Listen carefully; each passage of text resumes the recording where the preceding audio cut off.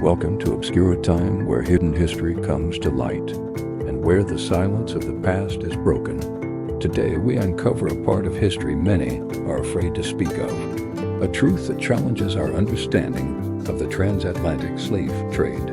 Because while European colonizers and traders built the ships and drove the demand, they did not operate alone.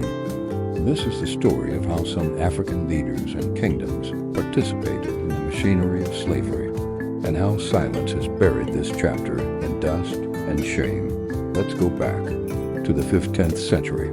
When Portuguese explorers first reached the West African coast, they didn't come with force.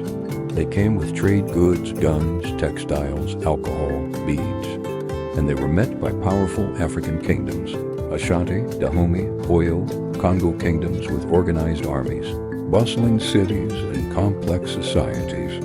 And what did these Europeans ask for in return? Human lives. The slave trade did not begin overnight. But as demand from Europe and the Americas grew, so did the incentives for war. Some African rulers saw an opportunity. They began capturing people from rival tribes, defeated enemies, or rebellious villages. They began raiding their neighbors, not just for defense or conquest, but for bodies. Men, women, children, bound in chains and marched to coastal forts, sold for muskets, gunpowder, mirrors, and cloth. These were not simply tribal wars.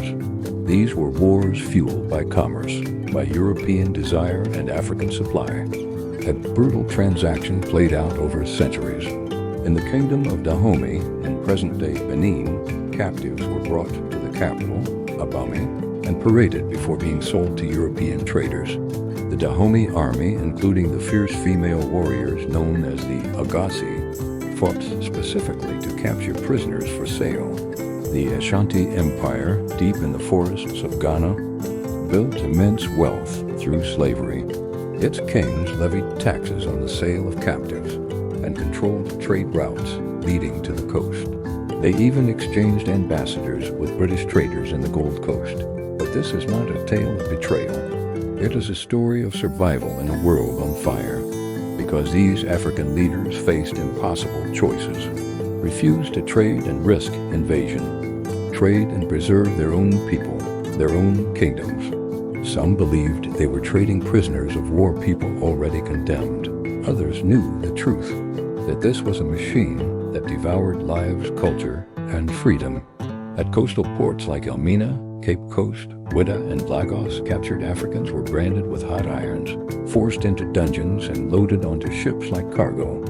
Millions would never return. Let's pause here. It's tempting to ignore this chapter, to pretend the slave trade was only a story of white invaders and African victims. But history is rarely so simple. It is messy, painful, and filled with gray. The truth is this. Europeans built the transatlantic slave system, but it could not have functioned without participation from within Africa.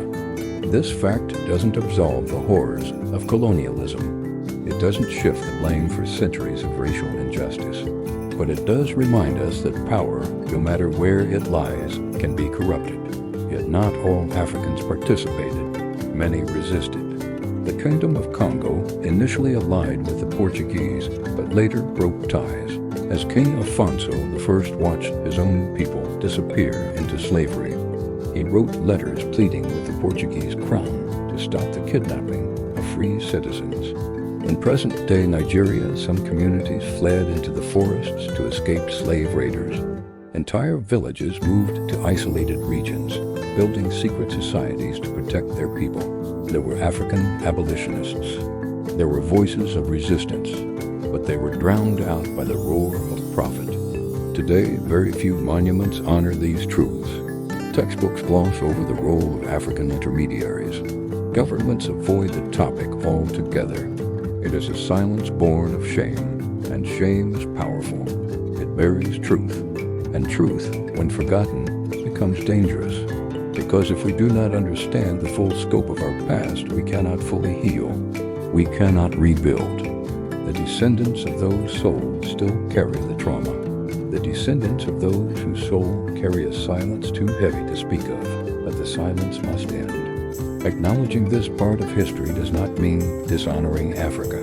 It means honoring the truth. It means reclaiming the full story. Africa is not a continent of victims. It is a continent of kings and queens, warriors and poets, visionaries and survivors. But it is also a continent scarred by choices made under pressure, under greed, under desperation. The transatlantic slave trade was not just a European crime, it was a human tragedy, shared, complex, and still unfolding in memory. It's time we stop editing our history. It's time we look it in the face, because only in the full truth can we find healing. Only in memory can we find justice. Only in history can we find ourselves. Thank you for watching. For more stories like this, follow ObscuraTime.